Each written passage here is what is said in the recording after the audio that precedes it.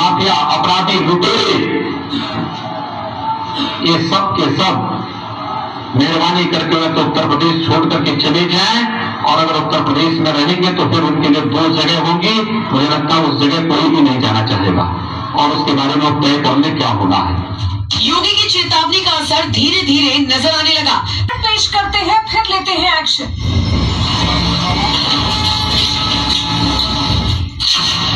पहले की अपने घर की सफाई, अब बारी अखिलेश की। वो कौन है जो योगी को बचा रहा? वो कौन है जिसके दम पर योगी बड़े बड़े फैसले लेते?